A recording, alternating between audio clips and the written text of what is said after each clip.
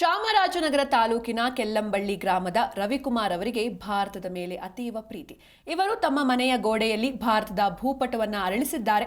ಪ್ರತಿದಿನವೂ ಅದಕ್ಕೆ ನಮಿಸಿ ವಾರಕ್ಕೊಮ್ಮೆ ಅದಕ್ಕೆ ಪೂಜೆ ಸಲ್ಲಿಸಿ ಭಾರತ ಮಂದಿರವನ್ನಾಗಿಸಿದ್ದಾರೆ. ಗಾರೆ ಕೆಲಸ ಮಾಡುವ ರವಿಕುಮಾರ್ ಅವರಿಗೆ ದಿನವೂ ಸೈನಿಕರದ್ದೇ ಚಿಂತನೆ, ಭಾರತ ಮಾತೆಯ ಮೇಲೆ ಎಲ್ಲಿಲ್ಲದ ಭಕ್ತಿ.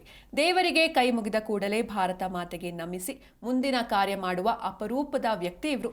ಲಾಕ್ಡೌನ್ ವೇಳೆಯಲ್ಲಿ ಕೆಲಸ ಇಲ್ಲದಿದ್ದಾಗ ಭಾರತ ಮಂದಿರ ಕಟ್ಟಬೇಕು ಅಂತ ಮನೆ ಗೋಡೆಯೊಂದನ್ನು ಕೆಡವಿ ಹೊಸದಾಗಿ ಗೋಡೆ ನಿರ್ಮಿಸಿ ಭಾರತದ ಭೂಪಟ ರಾಷ್ಟ್ರ ಧ್ವಜವನ್ನು ಅರಳಿಸಿದ್ದಾರೆ. ಸೇನೆಗೆ ಸೇರಬೇಕೆಂಬ ಹಂಬಲ ಕೈಗೂಡದಿದ್ದರೂ ಭಾರತದ ಮೇಲಿನ ಪ್ರೀತಿ ಒಂದು ಚೂರು ಕೂಡ ಕಡಿಮೆಯಾಗಿಲ್ಲ. ಭಾರತ ಭೂಪಟಕ್ಕೆ ಇವರು ನಮಿಸೋದಷ್ಟೇ ಅಲ್ಲದೆ ಯಾವುದೇ ಕಾರ್ಯಕ್ಕೆ ತೆರಳಬೇಕಾದ್ರೂ ದೇಶವನ್ನೊಮ್ಮೆ ನೆನೆಯುತ್ತಾರೆ.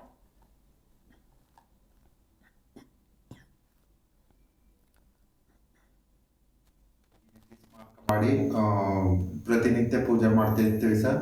ವರ್ಷಕ್ಕೊಂದ್ಸರಿ ವಿಶೇಷವಾಗಿ ಪೂಜೆ ಮಾಡ್ತಿರ್ತೀವಿ ಸರ್. ಇಂಡಿಪೆಂಡೆನ್ಸ್ ಡೇ, ಸ್ವಾತಂತ್ರ್ಯ, ಬೇರೆ ದಿವಸಗಳಲ್ಲಿ ವಿಶೇಷವಾಗಿ ಪೂಜೆ ಮಾಡಿ ದೇಶದ ಬಗ್ಗೆ ಪೂಜೆ ಮಾಡಿ ಭಾರಿ ಸಂತೋಷ ಪಡ್ತಿರ್ತೀವಿ ಸರ್.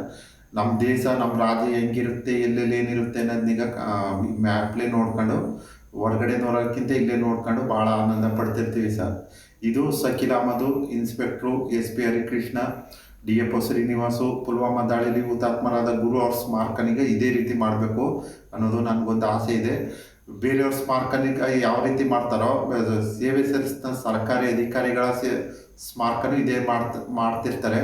ಅದರಿಂದ ನಮಗೆ ಈ ರೀತಿ ಮಾಡಿದ್ರೆ ಚೆನ್ನಾಗಿರುತ್ತೆ ಅನ್ನೋದು ನನ್ನ ಒಂದು ಭಾವನೆ ಸರ್. ದೇಶಾಭಿಮಾನ ಜಾಸ್ತಿ ಇರೋದ್ರಿಂದ ನಾನು ಈ ರೀತಿ ಸ್ಮಾರಕ ಮಾಡಿ ಪ್ರತಿನಿತ್ಯ ಪೂಜೆ ಮಾಡ್ತಿರ್ತೀವಿ ಸರ್. ವರ್ಷಕ್ಕೊಂದ್ಸರಿ ವಿಶೇಷವಾಗಿ ಪೂಜೆ ಮಾಡ್ತಿರ್ತೀವಿ ಸರ್.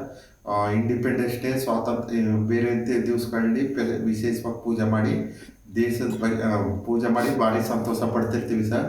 ನಮ್ಮ ದೇಶ, ನಮ್ಮ ರಾಜ್ಯ ಹೆಂಗಿರುತ್ತೆ, ಎಲ್ಲೆಲ್ಲಿ ಏನಿರುತ್ತೆ ಅನ್ನೋದನ್ನೀಗ ಮ್ಯಾಪ್ಲೇ ನೋಡ್ಕೊಂಡು, ಹೊರಗಡೆ ನೋಡೋಕ್ಕಿಂತ ಇಲ್ಲೇ ನೋಡ್ಕೊಂಡು ಭಾಳ ಆನಂದ ಪಡ್ತಿರ್ತೀವಿ ಸರ್. ಇದು ಸಕೀಲ್ ಅಹಮದ್, ಇನ್ಸ್ಪೆಕ್ಟ್ರು